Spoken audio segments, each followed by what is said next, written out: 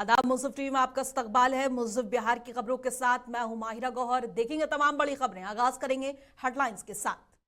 सुर्खियों को पेश करने में ताउन किया है डॉक्टर ऑर्थो ऑयल के साथ साथ डॉक्टर ऑर्थो कैप्सूल्स साथ लेना ना भूलें।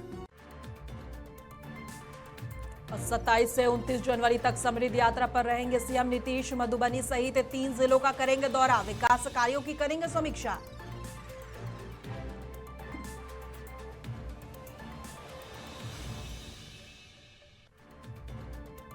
राहुल गांधी पर डॉक्टर शकील अहमद के आरोप से मचा सियासी घमासान। मंगल पांडे ने कांग्रेस को बताया अलोकतांत्रिक।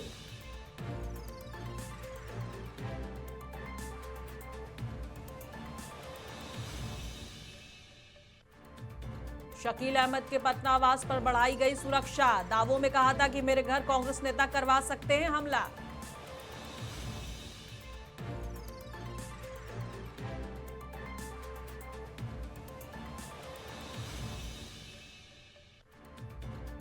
प्रपोजल नहीं एक्सेप्ट करने पर मोतिहारी में सोती हुई लड़की पर तेजाब से हमला। आरोपी रिश्तेदार प्रियांशु गिरफ्तार।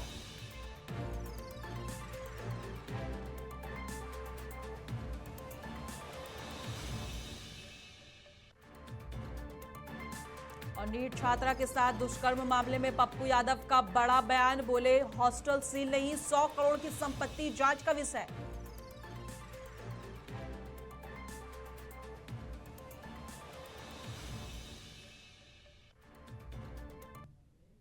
और आगाज करेंगे बिहार की बड़ी और अहम खबरों के साथ। बता दें कि बिहार में विकास योजनाओं की जमीनी हकीकत जानने के उद्देश्य से मुख्यमंत्री नीतीश कुमार आज समृद्धि यात्रा के दौरान मधुबनी पहुंचेंगे।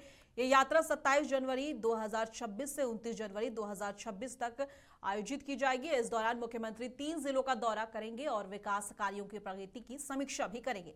और समृद्धि यात्रा के दौरान मुख्यमंत्री प्रगति यात्रा और 7 निश्चय से जुड़ी योजनाओं सहित जिले के अन्य महत्वपूर्ण विकास योजनाओं का निरीक्षण करेंगे। इसके साथ ही जिलों में चल रही प्रमुख परियोजनाओं का शिलान्यास और उद्घाटन किया जाएगा। कार्यक्रम का एक अहम हिस्सा जनसंवाद होगा, जिसमें आम लोग सीधे मुख्यमंत्री से आमने सामने आकर अपनी समस्या को रखेंगे और सुझाव भी मिलेगा।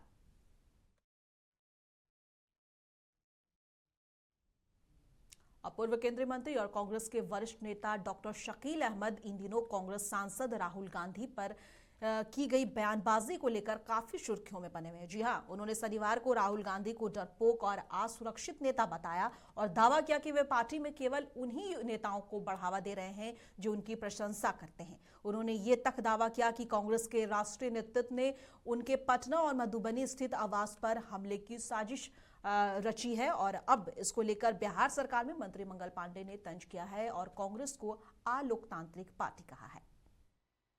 देखिए, कांग्रेस पार्टी सदैव अलोकतांत्रिक पार्टी रही है। जिस तरीके से राजा महाराजा सब कुछ चलाते थे, उसी प्रकार से कांग्रेस पार्टी भी, जो सोनिया गांधी का परिवार है, राहुल गांधी हैं और उनके साथ प्रियंका गांधी हैं, ये जो राजा महाराजा टाइप के लोग हैं, उनके हाथ का कठपुतली ये संगठन है। और ऐसे संगठन में कोई भी व्यक्ति सही बात नहीं बोल सकता है।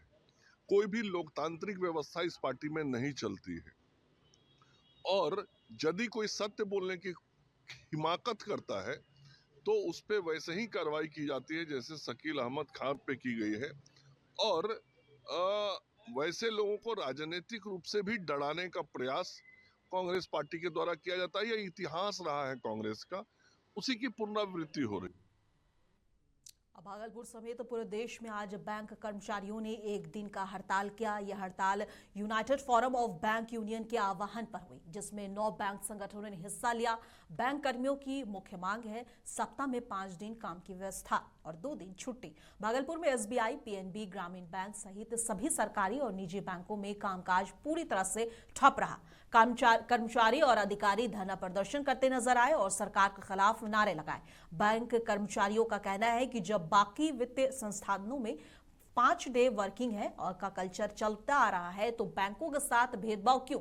कर्मियों ने साफ कहा है कि हम 6 दिन का काम 5 दिन में करने को तैयार है, लेकिन परिवार और मानसिक शांति के लिए समय भी जरूरी है। कर्मचारियों ने चेतावनी दी है कि मांगे नहीं मानी गई तो आंदोलन और तेज किया जाएगा। United forum of bank unions की हड़ताल, जिसमें 9 यूनियंस एक्टिव हैं। 9 संगठनों ने मिलकर विगत 2 साल से आईबीए के साथ एक बाइपर्टाइट सेटलमेंट हुआ था। उसमें ये बात तय हुई थी कि हम आपको 5 डेज बैंकिंग देने जा रहे हैं, लेकिन भारत सरकार और रिजर्व बैंक की कुछ अनदेखी कही है, जिससे कारण कि ये सेटलमेंट अभी तक फाइनल कंक्लूजन पर नहीं पहुंच पाया। अभी विगत 2 दिन पहले निगोशिएशन का दौर चला, 2 दिन लगातार बातें हुई, लेकिन कोई निर्णय इस पर स्पष्ट रूप से नहीं आया। और आप देखिए, इंश्योरेंस सेक्टर हो, सेबी हो या रिजर्व बैंक हो, सारे लोग जो है 5 डेज को फॉलो करते हैं, लेकिन हम लोग इससे विमुख हैं। सरकार का भी कोई ध्यान नहीं है। आज इसी कारण केंद्रीय नेतृत्व के आह्वान पर हम लोग सारे लोग 9 एक्टिव संगठन जो है ज्वाइंट फोरम, यूनाइटेड फोरम के सब लोग बैठे हैं और सरकार से कह रहे हैं कि भाई हम लोगों को 5 डेज बैंकिंग अविलंब लागू कीजिए। अगर स्थिति नहीं बनती है तो हम लोग आगे भी आंदोलन अपना क्रमवार सिलसिलेवार ढंग से जारी रखेंगे। United forum of bank union के आह्वान पर आज आरा में भी शहरी और ग्रामीण बैंक सहित सभी राष्ट्रीयकृत और निजी बैंक हड़ताल पर रहे।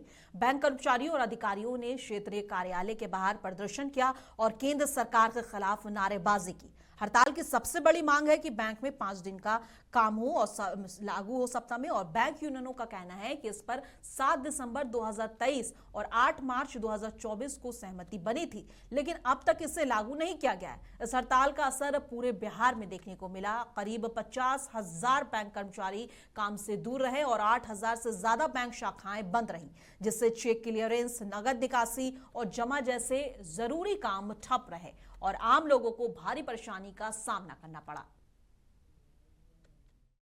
भारत सरकार से कई मांगे हैं, बैंकिंग इंडस्ट्री की बहुत मांगे हैं, लेकिन आज जो मुख्य मांग है कि भारत सरकार द्वारा पिछले 2 वर्षों से यह वादा किया जा रहा है कि अन्य संस्थाओं, रिजर्व बैंक और LIC की तरह बैंकों में भी 5 डे वर्किंग डेज किया जाएगा। इसका उद्देश्य, हम लोगों की मांग का उद्देश्य ये है कि इतना वर्कलोड बढ़ गया ग्रामीण कर्मियों को, बैंक कर्मियों पर, कि एक जहाँ वर्किंग आवर बढ़ाकर भी हम लेने के लिए तैयार है, लेकिन बार बार टाला जा रहा है और अंततः यह 2 वर्षों से मांग लंबित है। आईबा के द्वारा, आईबा से वार्ता होती है, उसमें भी कहा जाता है कि सरकार के द्वारा समक्ष लंबित है, लेकिन उसका कभी तक कार्यान्वयन नहीं हुआ है। और बिहार के मोतिहारी जिले में रविवार देर रात पताही थाना इलाके में एक छात्रा पर उसके ही घर के अंदर तेजाब से हमला कर दिया गया और इस हमला में छात्रा बुरी तरह घायल हो गई। पुलिस के मुताबिक आरोपी रात के करीब 11 बजे घर में घुसा, उस कमरे की बत्ती बंद कर दी जहां लड़की सो रही थी। आरोपी ने लड़की के चेहरे और शरीर के ऊपरी हिस्से पर तेजाब फेंका और फरार हो गया। लड़की दर्द से चीख उठी, जिससे उसके परिवार वाले जाग गए। उसी कमरे में मौजूद उसकी मां भी घायल हो गई। उन्हें तुरंत मोतिहारी के एक निजी अस्पताल में भर्ती कराया गया, जहां उनका इलाज चल रहा है। पुलिस ने बताया कि यह हमला इसलिए हुआ क्योंकि लड़की ने आरोपी प्रियांशु के प्रस्ताव को ठुकरा दिया था। प्रियांशु लड़की से एक तरफा प्यार करता था और जबरदस्ती उसे अपनाना चाहता था, इसलिए लड़की ने उसका नंबर ब्लॉक कर दिया था। आरोपी प्रियांशु पीड़ित लड़की का रिश्तेदार बताया जा रहा है। आरोपी प्रियांशु को पुलिस ने गिरफ्तार कर लिया है और फिलहाल इसकी पूरी जांच चल रही है और लड़की इस वक्त हॉस्पिटल में भर्ती है। पताही थाना अंतर्गत कुटौना गांव के एक 20 वर्षीय लड़की के ऊपर तेजाब से हमला किया गया है, जो जिनका इलाज मोतिहारी में एक निजी अस्पताल में कराया जा रहा है। सूचना के सत्यापन पर पता चला, जब पिता का जब बयान लिया गया तो पता चला कि एक उनके चचेरे मामा हैं जिनका नाम प्रियांशु कुमार है, जिनके द्वारा एक तरफा प्रेम में पिता को परेशान किया जा रहा था, जिसका जिक्र उन्होंने अपने फर्दमान में भी किया है। उनको गिरफ्तार किया गया, प्रियांशु कुमार को, और आगे की कार्रवाई हम लोग कर रहे हैं। अब पटना एयरपोर्ट पर पूर्णिया से सांसद पप्पू यादव ने मीडिया से बात करते हुए बड़ा बयान दिया है। उन्होंने साफ कहा है कि नीट छात्रा के साथ दुष्कर्म मामले में जिस हॉस्टल को लेकर चर्चा हो रही है वो अभी तक सील नहीं किया गया है, बल्कि लोगों के बीच भ्रम फैलाया जा रहा है। और पप्पू यादव ने हॉस्टल मालिक की आय पर सवाल उठाते हुए कहा है कि जो आदमी महीने में सिर्फ 12,000 रुपए कमाता है उसके पास 100 करोड़ रुपए की संपत्ति कैसे हो सकती है। ये गंभीर जांच का विषय है। सांसद ने कहा है कि इस पूरे मामले की निष्पक्ष और पारदर्शी जांच होनी चाहिए ताकि सच्चाई सामने आ सके। उन्होंने जोर देकर कहा है कि कानून सबके लिए बराबर है और अगर कहीं गड़बड़ी पाई गई तो जिम्मेदार लोगों को सख्त कार्रवाई करनी चाहिए। और पप्पू यादव ने प्रशासन से जल्द और निष्पक्ष जांच की मांग की है। हम तो 6 तारीख नीलू अग्रवाल का बेटा बलात्कार में है। हम तो शुरू से बोल रहे हैं डॉक्टर ने बचाया है। हम तो शुरू से बोल रहे हैं कि पूरा एसआईटी किसको बचा रही है। मैं तो अभी भी कह रहा हूं कि आप उसके परिवार को टॉर्चर कर रहे हैं, बच्ची को आप बदनाम करने की कोशिश की, मरने के बावजूद। हम तो 6 तारीख उसके घर पे जाके भी बोले आपने कपड़ा क्यों धो दिया, आपने साफ कौन कौन लोग हैं इसमें, आप पुलिस तो थी नहीं तो कौन कौन लोग थे, फिर पुलिस किसको बचा रही। अब ये लोग बड़ी बड़ी मछलियों को, नेताओं को, सबको बचाते हैं। मैं तो 300-400 डेली लड़कियों का फोन कॉल आता है मुझे, मैं डेली बात कर रहा हूँ। हालात अच्छे नहीं है। मैं तो कह रहा हूँ कि परिस्थितियाँ अभी गया में एक 17 साल की बच्ची को उठा के ले जाकर के बलात्कार किया, 48 घंटा। 5 साल की बच्ची मुजफ्फरपुर में बलात्कार हुई है, बक्सर में बच्चियों का बलात्कार हुआ, अभी तक 2 रसूखदार विधायक उसको बचा रहे हैं। ये नेताओं का जो फितरत है चरित्रहीन का, किसको बचाना चाहती है, क्या दिखाना चाहती है। आप लोग तो कुछ भी शुरू हो जाए।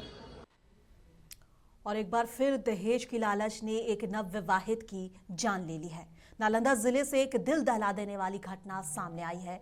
थरथरी थाना क्षेत्र के मेहतरमा गांव में दहेज के लिए एक गर्भवती महिला की जलाकर हत्या कर दी गई। मृतका स्तुति कुमारी की शादी सिर्फ 9 महीने पहले हुई थी। परिजनों का आरोप है कि शादी के बाद सोने के चेन की मांग को लेकर उसे लगातार प्रताड़ित किया जा रहा था। बताया जा रहा है कि स्तुति 2 महीने की गर्भवती भी थी। पहले उसके साथ मारपीट की गई और फिर उस पर तेल डालकर जला दिया गया। वहीं पुलिस का कहना है कि मामला आत्महत्या का भी हो सकता है।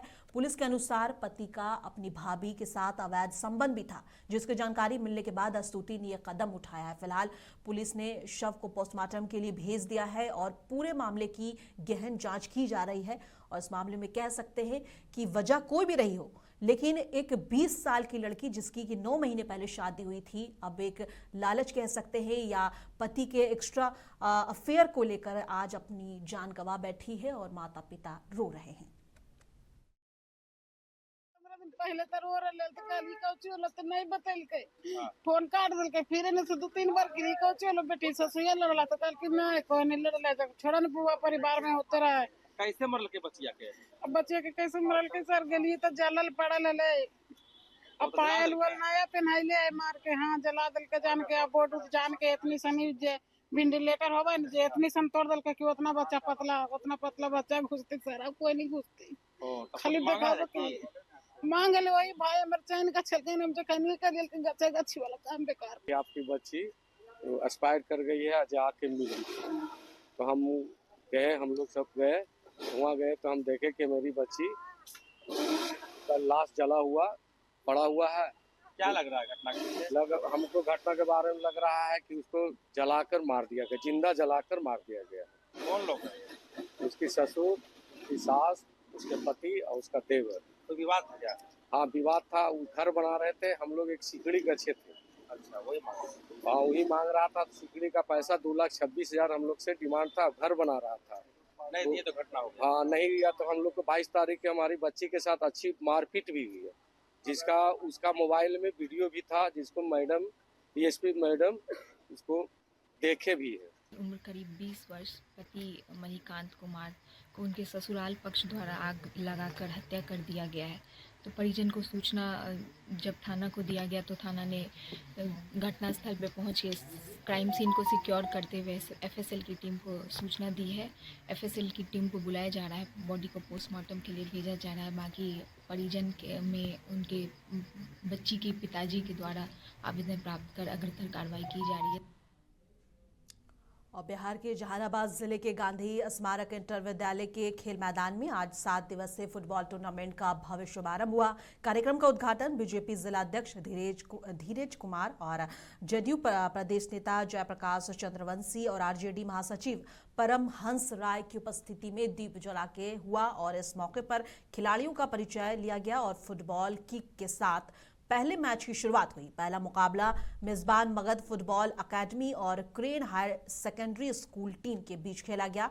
मध्यांतर के पहले 16वें मिनट में अकादमी ने कप्तान सोनका ने गोल कर टीम को बढ़त दिलाई और टीम ने जीत के साथ सेमीफाइनल में प्रवेश कर लिया।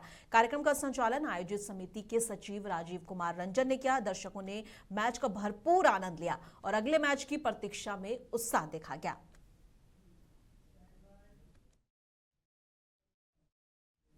जहानाबाद जिले के गोनवा ग्राम पंचायत में गणतंत्र दिवस के मौके पर हंगामा हो गया। पंचायत भवन में मुखिया अमरनाथ यादव पर कुछ असामाजिक तत्वों ने हमला कर दिया। जानकारी के अनुसार झंडोत्तोलन के बाद विवाद के दौरान महिलाओं को आगे कर गाड़ी में तोड़फोड़ की गई और मुखिया और उनके प्रतिनिधि को खुद को बचाते हुए भागना पड़ा। घटना की सूचना पुलिस प्रेस बीघा थाने को दी गई है और पुलिस ने मामला संज्ञान में लेकर जांच शुरू कर दी है और कार्रवाई की बात कही है। मुखिया अमरनाथ यादव ने बताया है कि झगड़ा जलेबी बांटने की मामूली विवाद से शुरू हुआ, लेकिन आज ये गंभीर रूप ले गया और उन पर हमला भी किया गया।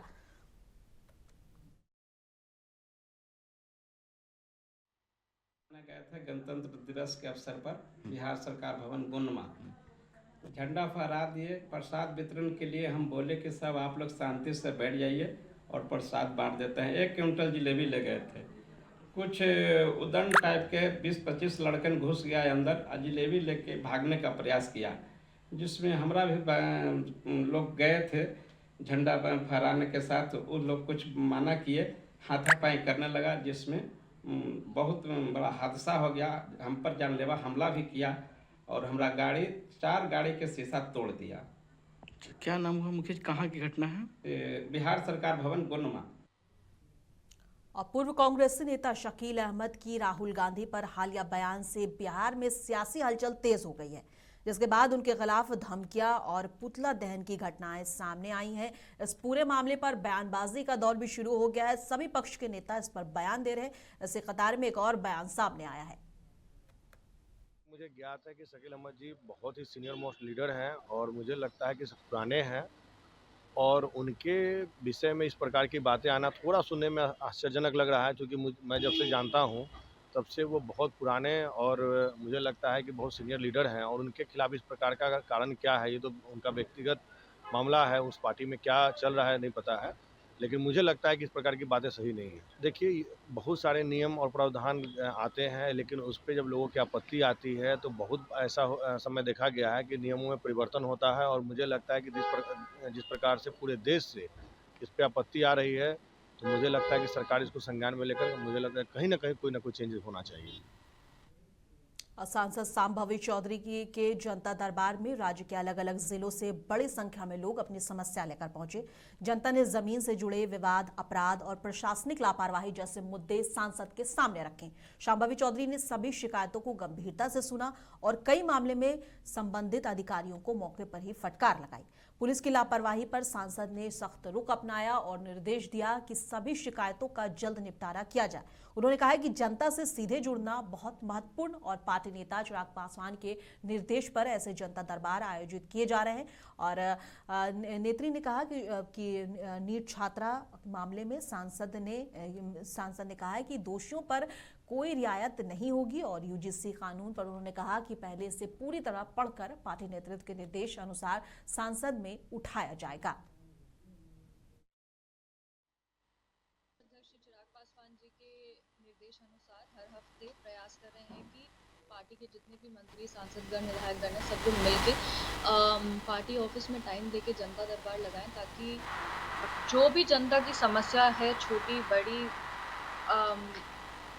किसी केस से रिलेटेड हो, ज़मीन से रिलेटेड हो, कोई पॉलिसी इम्प्लीमेंटेशन से रिलेटेड हो, कोई भी समस्या हो, उसको हम लोग अच्छी तरीके से एड्रेस कर सकें।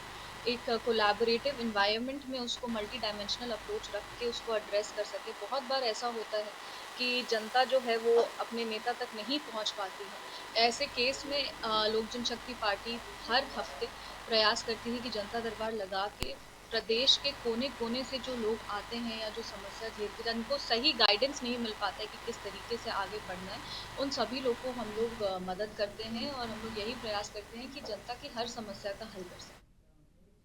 और पटना में पूर्व केंद्रीय गृह राज्य मंत्री और वरिष्ठ कांग्रेस नेता डॉक्टर शकील अहमद के आवास पर सुरक्षा व्यवस्था कड़ी कर दी गई है।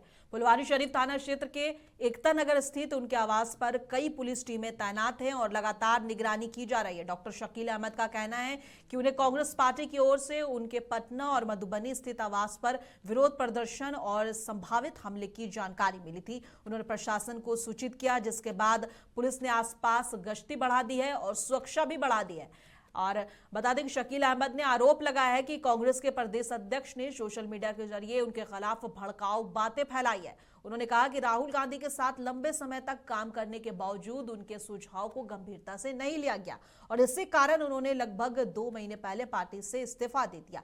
और 41 साल के राजनीतिक यात्रा में उन्होंने कांग्रेस के लिए कई जिम्मेदारियां निभाई हैं। और शकील अहमद ने कहा है कि राजनीति में वैचारिक मतभेद समय के साथ हो जाते हैं, लेकिन उन्हें धमकियां का सामना करना पड़ेगा, ये बेहद दुर्भाग्यपूर्ण है।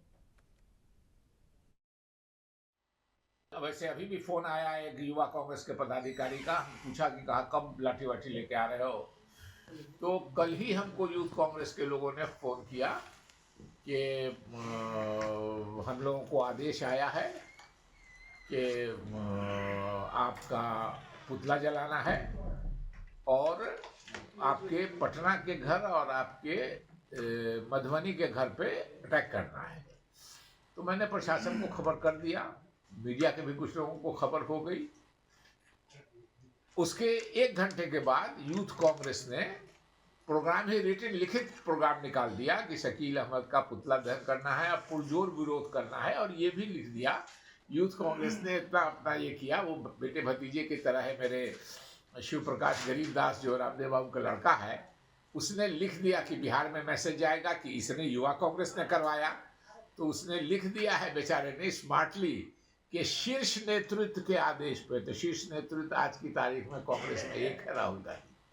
तो राहुल गांधी जी को मैंने कुछ बातें कही थी, उनको सुझाव भी दिया था, नहीं माने तो मैं कांग्रेस से अलग हो गया, मैंने सुझाव भी दिया। तो जो महाभारत में कहता है कि अर्जुन का तीर मछली की आंख में लगा था, लगता है मेरा तीर राहुल जी को उसी मछली की आंख की तरह लगा है। तो बेचैन होके अब राहुल गांधी जी का ये दिन हुआ कि शकील अहमद जैसे आदमी पर युवा कांग्रेस को कहें हमला करने के लिए, ये अफसोस लगता है, मगर अब मानसिकता उनकी यही हो गई है तो उसको क्या कीजिए। और यूजीसी के नए नियम को लेकर देश में बवाल मचा हुआ है। पहले तो इसका विरोध सोशल मीडिया पर हुआ, फिर इसके बाद मामला सुप्रीम कोर्ट पहुंच गया और इससे भेदभाव बढ़ाने वाला नियम बताया गया। वहीं अब इस मामले में लोक गायिका नेहा सिंह राठौड़ ने सवाल पूछते हुए कहा है कि आखिर यूजीसी कानून से किसे दिक्कत है। चोरी के खिलाफ कानून बनने से किसे दिक्कत होगी? जो चोर होगा। अत्याचार के खिलाफ कानून बनने से कौन तिल मिलाएगा? जो अत्याचारी होगा। भेदभाव रोकने वाले कानूनों का विरोध कौन करेगा? जो स्वयं भेदभाव करता होगा। अगर कोई कानून किसी वर्ग या किसी समूह के सम्मान को बचाने के लिए बनाया गया है तो इसमें दिक्कत क्या है? जातिगत भेदभाव और पक्षपात हमारे समाज की पुरानी बीमारी है और पुरानी बीमारियों का इलाज कड़वी दवाइयों से ही होता है। SC/ST एक्ट ऐसी ही कड़वी दवाई थी जिसका भरपूर विरोध किया गया था। आरक्षण भी एक ऐसी ही कड़वी दवा है जिसका खूब विरोध होता है। लेकिन मेरा यकीन कीजिए, कड़वी दवाइयों ने समाज की सेहत में सुधार ही किया है। कहीं कुछ लोग इस वजह से तो नाराज नहीं है कि वो अब दूसरों को अपमानित नहीं कर पाएंगे। कहीं उन्हें ये तो नहीं लग रहा है कि उनका ये अवैध विशेषाधिकार छीनने वाला है। देश का संविधान समानता के बुनियादी सिद्धांत पर टिका है, लेकिन क्या इस देश का हर नागरिक बराबर सम्मान पाता है? दरअसल नहीं। बीते तमाम सालों में ले देकर एक काम तो ढंग का हुआ है और कुछ लोग इसका भी विरोध करने लग गए। और आरजेडी के अंदर एक बार फिर नेतृत्व, संगठन और चुनावी प्रदर्शन को लेकर असंतोष खुलकर सामने आने लगा है। जी हां, हालिया संपन्न विधानसभा चुनाव के नतीजों के बाद पार्टी की मौजूदा स्थिति पर सवाल उठाए जा रहे हैं। रोहिणी आचार्य ने एक बार फिर तेजस्वी यादव पर सवाल उठाए हैं। उन्होंने कहा है कि चुनावी परिणाम खुद ये बता रहे हैं कि लालू जी और पार्टी के लिए किसने क्या किया। रोहिणी ने कहा है कि चंद घटिया लोगों को लालू जी के नजरअंदाज कर सर्वे बना दिया गया है। उन लोगों ने पार्टी के लिए क्या किया, उन्होंने सवाल किया। उसके बाद रोहिणी आचार्य ने कहा कि जिन लोगों को पार्टी में अहम जिम्मेदारियां सौंपी गई हैं, उन्होंने अपना तथाकथित आयतित गुरुओं और उनके करीबियों के साथ मिलकर दशकों से पार्टी के लिए संघर्ष कर रहे संपत्ति और लालूवादियों के योगदान को नजरअंदाज कर दिया। उनका कहना है कि इन फैसलों ने पार्टी को मजबूत करने के बजाय उसे बर्बादी की कगार पर लाकर खड़ा कर दिया है। और बिहार के नालंदा जिले के नीरपुर गांव में आज 6 लाख रुपए की लागत से बने पीसीसी ढलाई पथ का उद्घाटन किया गया। इस अवसर पर बिहार सरकार के ग्रामीण विकास और परिवहन मंत्री श्रवण कुमार, सांसद कौशलेंद्र कुमार और एमएलसी रीना यादव और मुखिया प्रतिनिधि पंकज कुमार मौजूद रहे। उद्घाटन के बाद मंत्री श्रवण कुमार ने यूजीसी बिल को लेकर विपक्ष पर हमला बोला। उन्होंने कहा कि विपक्ष जनता के बीच डर फैलाने की कोशिश कर रहा है और अब उनके पास कोई ठोस मुद्दा नहीं बचा है। सांसद कौशलेंद्र कुमार ने भी बिल का समर्थन करते हुए कहा है कि इसमें सभी जरूरी संशोधन किए गए हैं और ये केवल कुकर्म करने वालों के खिलाफ लाया गया है। उन्होंने स्पष्ट किया कि विरोध करने वाले केवल कुछ लोग हैं और स्वर्ण समाज के सभी लोग इसका विरोध नहीं कर रहे हैं।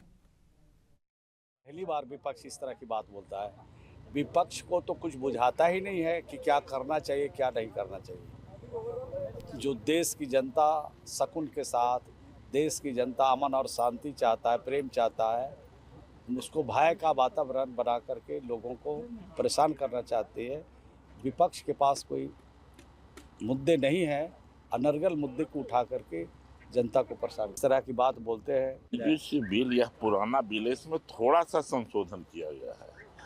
कोई अगर गलत कृत काम वो नहीं करेगा तो उस बिल से उसको मतलब क्या है। यूनिवर्सिटी में कुछ ऐसी घटनाएं घटी, 5-6 ऐसे घटनाएं घटे हैं, दलित के बच्चे, पिछड़े के बच्चे बच्चियों, तो उस तरीके से यह बिल को लाया गया है। ऐसा नहीं कि जो गलत नहीं करेगा उसको कुछ सजा, जो गलत करेगा उसको सजा मिलेगा।